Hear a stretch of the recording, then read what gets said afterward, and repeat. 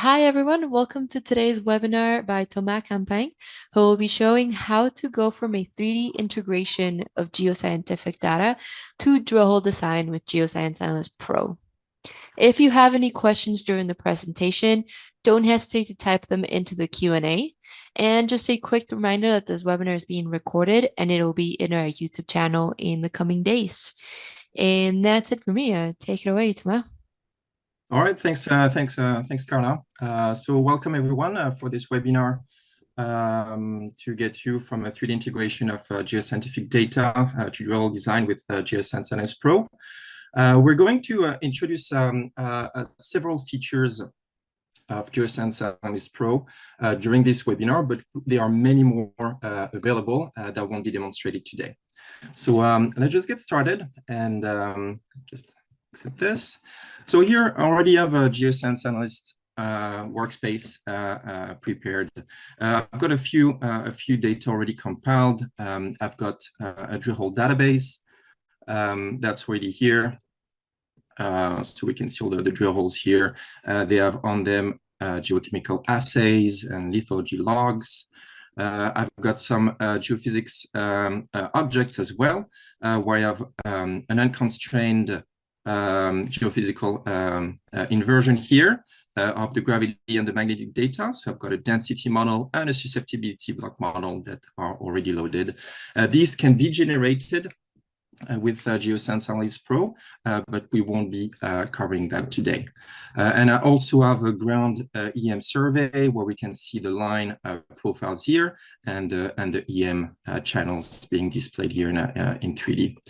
So I'm going to actually keep to build on that compilation in order to bring in more data and make sure that everything is actually there in 3D. So to provide a bit more context on this area, which is, by the way, the Flin Flon deposit in Canada, in Manitoba. I'm going to bring in a few more objects here. So there is a paper here with a very interesting geological map. So I extracted the map as a PNG from the PDF, and I can just bring it in, just a drag and drop of an image. Ask me for an elevation, just put it at 0, and the image is now loaded in a compilation. So I'm just going to set up here, remove the perspective view, and get a top view here. And we can see that the image just loaded based on its pixels coordinates. And now I want to actually locate that image. I want to georeference it. So I can do that by just going to georeference to landmarks, which brings me this dialog here. And one of the interesting features here is that when I'm going to actually pick the points, you can see that the pointer has been extended. So when the lattice is actually missing on the map, like on this one, I can actually still pick the point based on what's available in the margins. So bear with me while I put in the coordinates.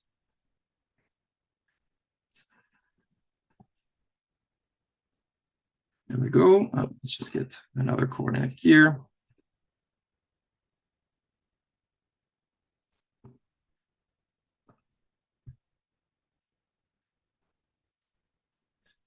And say northing. And then one more point down there.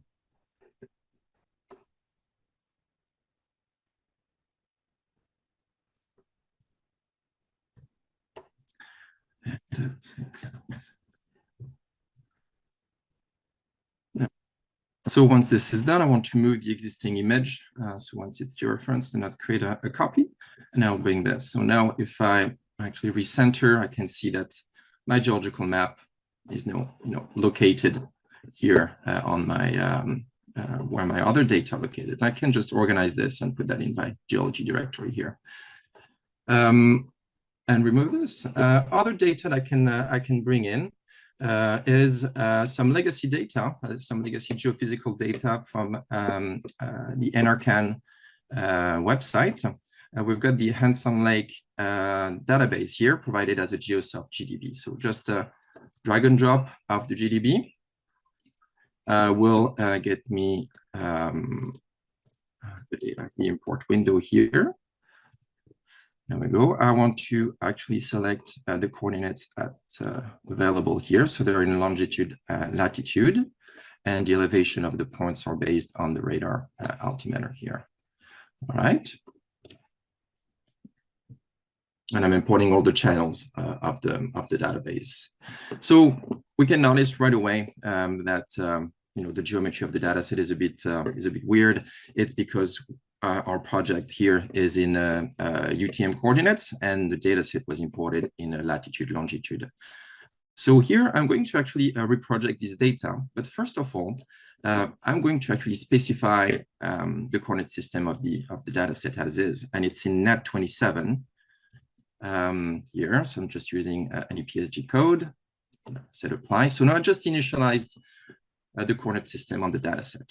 Now what I want to do is to actually reproject it. To UTM, I'll enter the EPSG code for 983 UTM zone 14. And I'm going to actually click on apply to reproject the data set here. So I'm just going to remove the nodes. So now on the data set, we've got all the channels of the database available here. Also in the metadata, we've got something quite interesting, is that in the coordinate reference system down here in the center, we've got the current coordinate system and the previous one from the import. They're actually logged as metadata, which can be quite useful. So now that these data are in, we can bring in some more. Still with the drag and drop, we can bring in a geotiff a DEM in a geotiff format. And so here I just drag and drop the geotiff grid. So I'm just going to hide in this, organize my data a little bit. There we go. And I can bring these magnetics here into geophysics.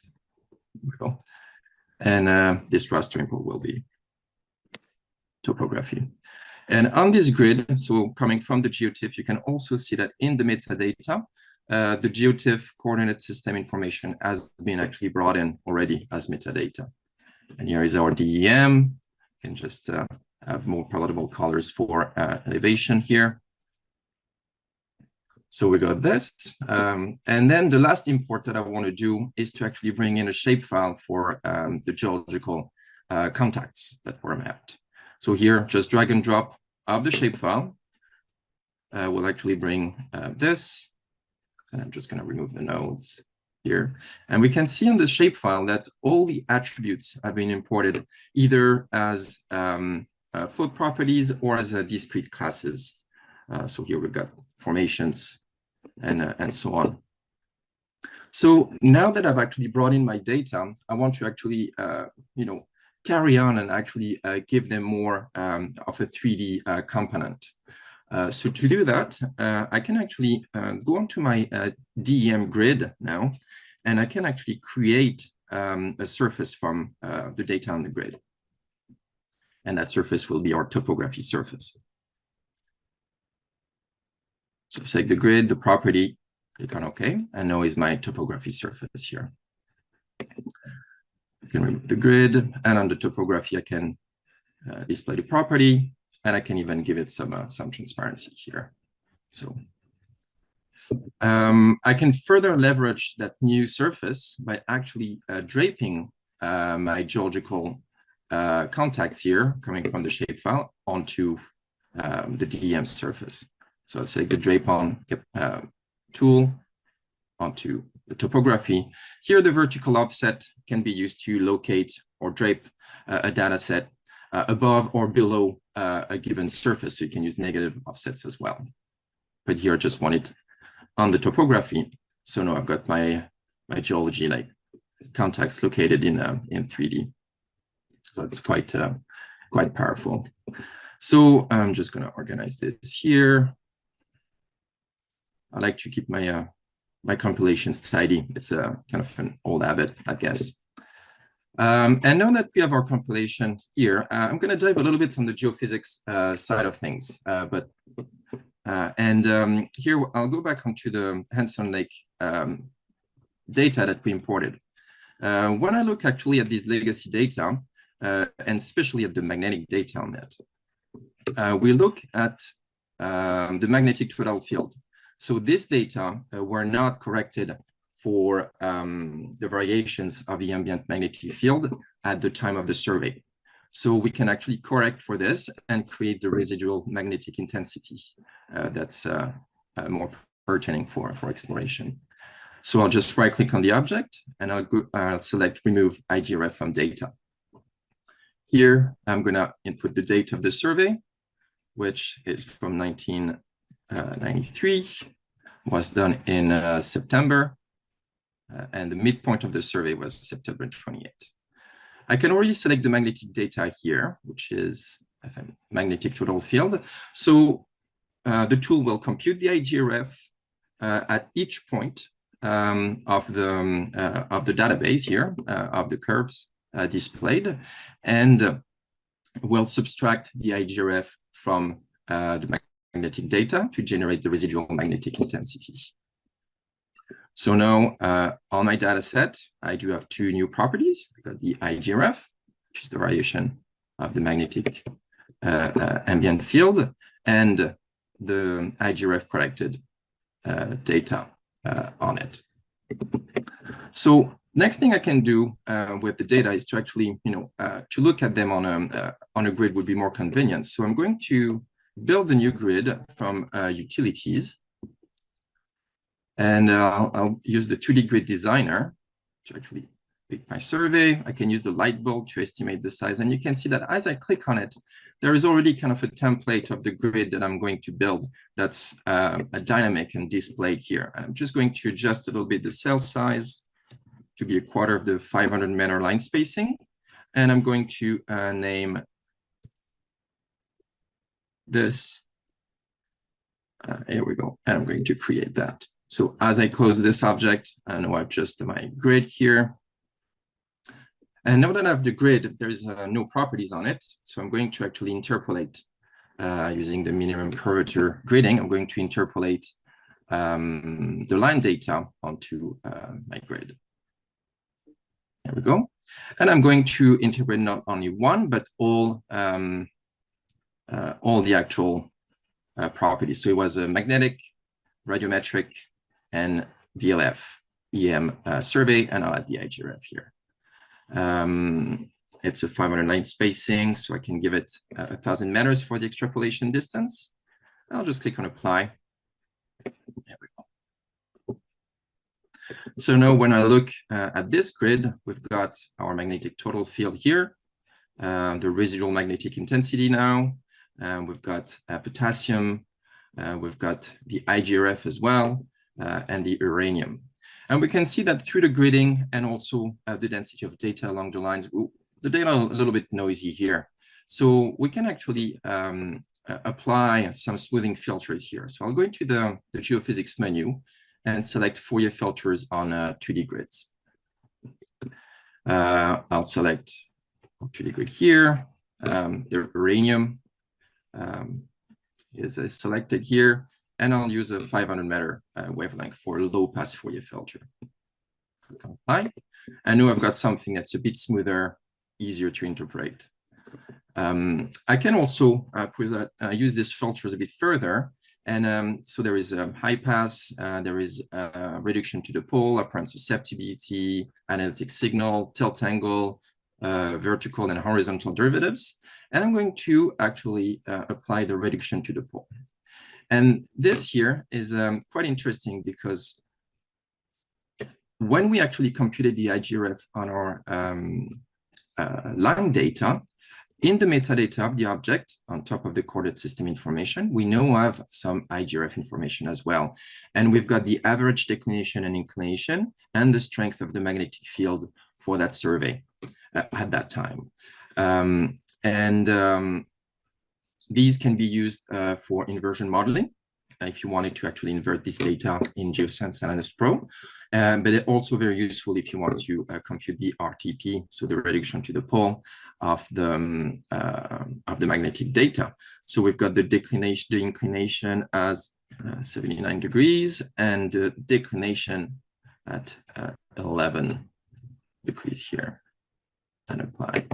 So now we've got the RTP data, which are now which have now have the anomalies located above their sources. So that's quite powerful here. Now we're going to step away from this data set, from the magnetics here, and we're going to focus on our EM data set here.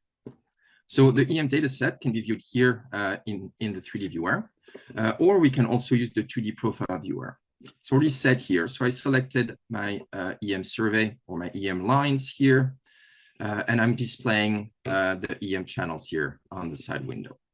So to make this a little bit more convenient, I'm just going to actually move my profile viewer here on the side. I get my viewport here.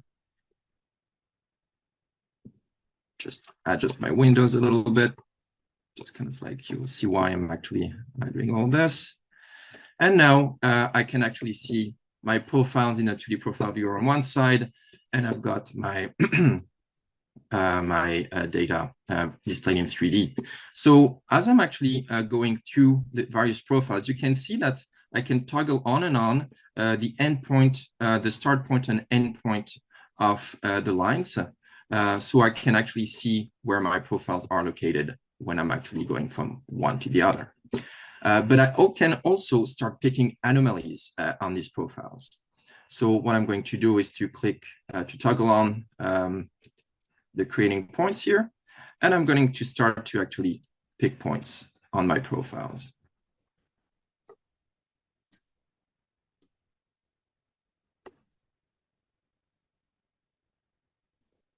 There we go. And here, maybe here, but it's very mild. And now, okay, I know I toggle off, and I can actually save these points. So now if I actually hide my EM loop, I've got my picks that are now displayed here.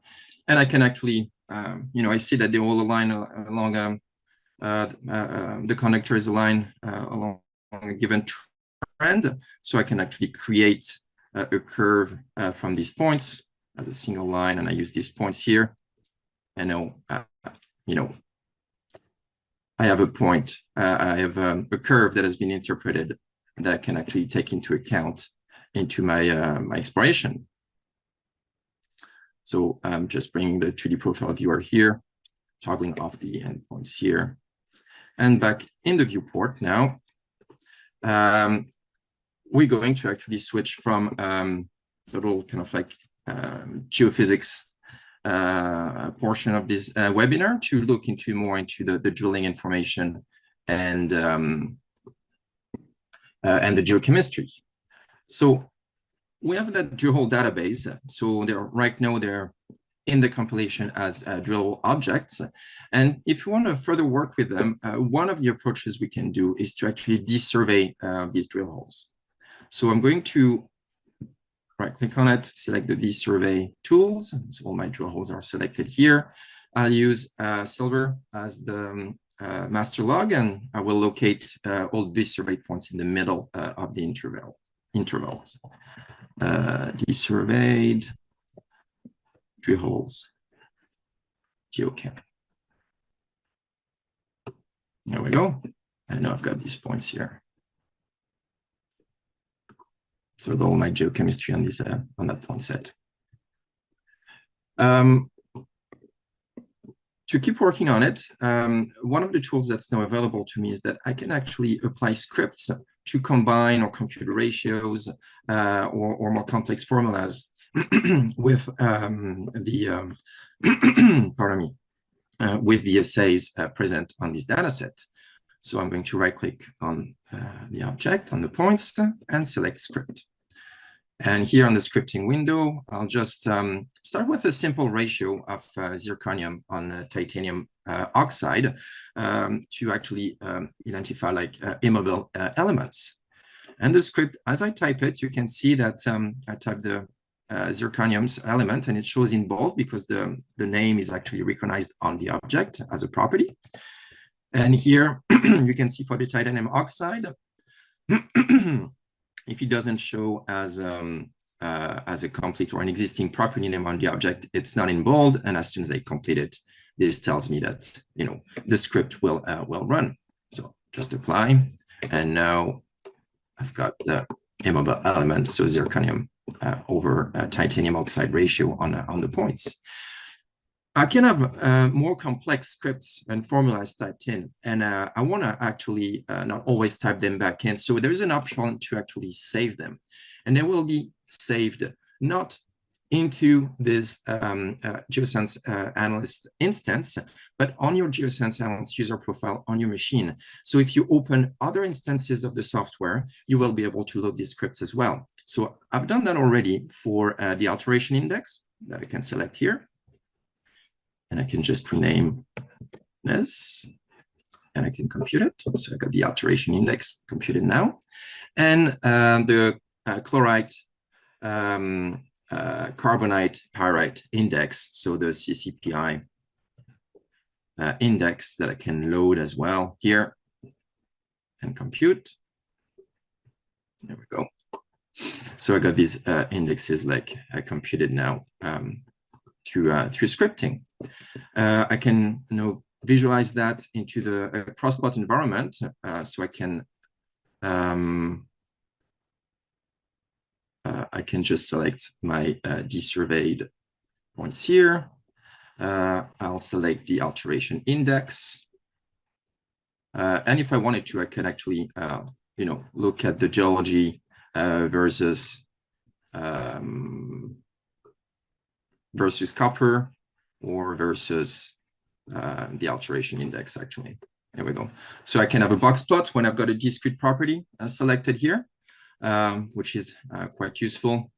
Or I can have a more general box plot with the alteration index, the CCPI, and I can color them with the immobile elements. So for the purpose of the targeting that we want to do in this project, we're looking for the most altered samples. And we're especially looking for the chlorite pyrite zone, which is located all the way up here in the corner. So I can actually go in, zoom in. And one of the new capabilities here is that I can actually have the data selection here. I can select all these points here. And now they're selected in the 2D crossplot. If I go back to the viewport, I can see that the points are selected as well on the object.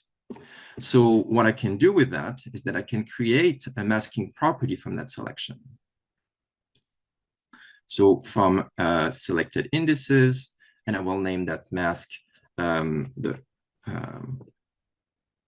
chlorite pyrite zone. All right, so I've got now on the object, I got this. I can actually deselect my points here. So that's the mask showing me just the points fitting in the chlorite pyrite zone. And I can even extract these points from the dataset now that I have a mask by creating an object from a masking property. So I can just copy this, and I got my new point set down there. There we go. I can bring that here. So if I turn off the main data set, so that's the point I extracted. And here, that's the entirety of the data set. And what we can see is that that chlorite pyrite zone is actually, fitting along this is some sort of a trend here. Like it's on a plan that's of interest. Another thing that I can do is that on my overall desurveyed points data set, I can transfer more data onto it. And I can actually sample the geophysical models on these points, at these points locations. So I'll go to utilities, transfer data, where my source object is the block model. And I will actually transfer all the properties. So the density and susceptibility and constraint inversion models, and the destination, my desurveyed geochem. Click on apply. And now on my points here, I've got the desurveyed density and the desurveyed susceptibility on it. So now that I have this, I'm like, I can push this a bit further and actually look into, can I find actually extract similarities between the geochem and the geophysics and the assays?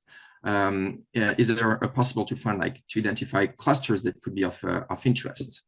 And to do that, I will go in utilities and go into my k-means clustering tool. So here, I'll select my desurveyed geochem. And for the properties, I'll look for the alteration index, the CCPI. I want the copper grade, the density. I want, then down below here, I want my susceptibility and the zinc as well. It was a copper zinc deposit, so we're interested in copper and zinc.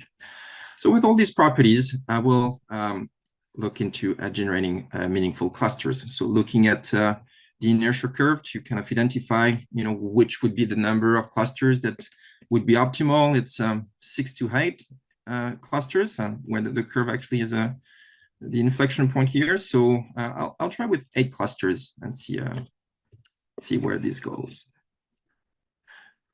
There we go, apply. So now that I've actually run the k-means clustering, I created a new class, a new discrete property on my geochem points with all my clusters here. And when I click on it and look at the color table of these clusters, I can see that for each of the identified clusters, I've got the average property associated with it. So I'm kind of looking at it. And here for this run of the k-means clustering, I didn't get any, just one cluster with little points, but all the others contains kind of a lot of points. So I can actually, run, have another run of it. And here, interestingly enough, I got two clusters, 3 and 7, cluster 3 and 4, that have fewer points in it. And what I noticed is that these two clusters have very high alteration and also high CCPI index. So I can actually hide all the others and see where these points actually fall and are located. All right, so, and I'll hide the model, the geophysical model as well. And we can see that these points are actually indeed located into a similar plan as the, as one that we saw into the chloride pyrite zone here. So what I'll do is that I'll create a new mask on the object and extract in order to extract these points. So I'll use this time the visible association. I will just extract the visible points, and that would be cluster 3 and 4. Yes, 4. There we go. So we got a new masking property here, and I'll extract these points here. There we go.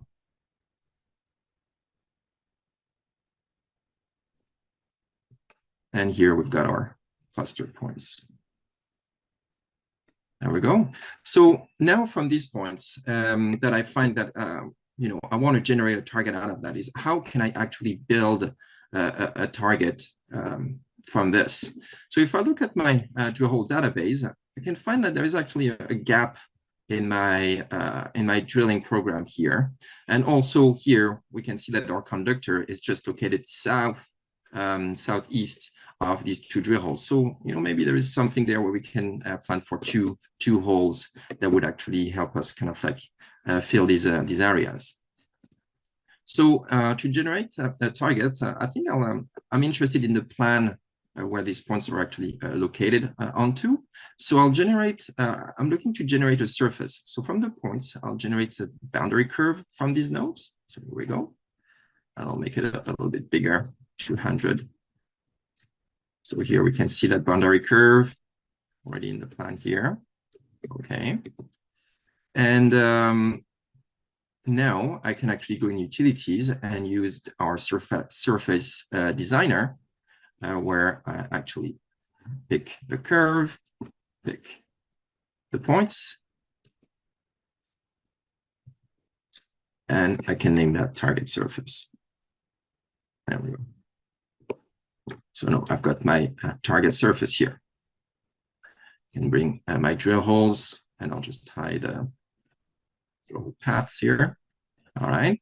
And what I'm going to look to do is to maybe find a target over here. So I can go into my drill hole menu here and create a target. So I'll pick a target here. All right. So the buffer size here is just for visual purposes. It just actually shows the area here. And now we've got the target on the surface. And that new target will be our Uber target 1. There we go. So now we've got our target here. And that's what we'll be looking to get. Now I'm going to go into designing a drill hole. So I'll bring our topography just for reference. And I'll go into our drill hole designer. Here I've got several options available to us, and I will design a drill hole from target to surface. So the surface will be our topography. The target will be our Uber target 1. So you can see I've already, as soon as I've got the surface and the target specified, I've already got kind of an idea of how the hole is looking, and it's not looking great for now. So we're going to try to actually get a bit more information about the drill hole path. And for that, we can use drill hole statistics. So I'm selecting all the holes. So you can see that for the statistics right now, all the database of the drilling database is taken into account. I'm just going to filter that and find 2 holes like nearby here. Here we go. So you can see the only holes used for the statistics are in bold now are these 2 holes here that are nearby. It's statistics. And this will give me, the mean lift and swing for these holes that I can actually use here. So the mean lift is 137. The mean swing is 1.4. Stations interval at 50, and I can just look at what the hole's looking now. Okay, it's still trying to actually hit the target perpendicular to the surface, and maybe that's a bit too constraining. So what I will give it, it's just a bit more tolerance here, and I'll go an expansion of 50 meters beyond the target. That's a bit more reasonable. All right, so what I'll try to do now is I can actually suggest drilling paths. I know that I've done that. You can see by suggesting paths, it's giving me options within the tolerances that I've put here. And based on ground conditions, presence of like structures, features, culturally sensitive area, I can actually just pick a target, like a hole that would be more like the ideal one for exploration. So I'll just pick path, just maybe from under here. There we go. Bear with me. There we go. And now I've got pick this one, and that's new drill hole number 1. So I can keep editing the hole, give it, change a little bit its properties here, and maybe for the dip orientation at target, I can actually give it more of a 60-degree, and that would be, more reasonable here. So I can suggest paths again. There we go. And I can pick, here we go. And this one will be our drill hole number 1. And I can create it. So now we have our new drill hole located here. Now I can actually go onto my other target here, and I can, again, design another hole. So I'll go into the drill designer again. This time I'll design it from color down. I'll pick a location somewhere south here. So from the EM, we're suspecting like it's dipping, maybe a steeply dipping, 70 degrees to the southeast here. And what we'll do, we'll use statistics again, where we use all the holes, and I will actually filter this again here. one, maybe two. Yeah, these two holes here. That's the ones that I want to use. There we go. So again, we've got lift, swing. So lift at 0.56, swing at 3.54. I've got the azimuth at 240, and the dip is at minus 55. All right, so we got our hole here. It's designed, ready to go. And 1,000-meter length, it's reasonable. And I can now generate the hole. And that's the new drill hole number 2. Create. There we go. So, and I can close my designer here. So I've got these 2 new drill holes that I can use in my exploration program. I can also export them to a CSV format. So the survey file and the color file can be provided to the drilling crew or to the rest of the exploration team as well. Let's just see if we actually were quite successful. So from this project, we already have existing ore bodies modeled. And let's just look at where our holes actually ended up falling. So drill number 2 is going through a conductive ore body here. That's great. And for drill hole number 1, let's just see where we're kind of hitting through a prospective horizon, but we're just missing a small kind of like sulfide lens here. So it's, it was quite a good target based on the limited information that we have. So this is kind of like concluding our workflow here. And so I hope you found this very useful, and don't hesitate to have any questions to ask. Thank you. And thank you, Thomas. And thank you to anyone who was here today. And for those who are here, feel free to type any questions you may have into the Q&A panel now. If you ever have any questions in the future, please don't hesitate to reach out to support@mirageoscience.com. And also just letting you know that there will be a survey at the end. So if you can take please a couple minutes to complete that survey, it would be really appreciated.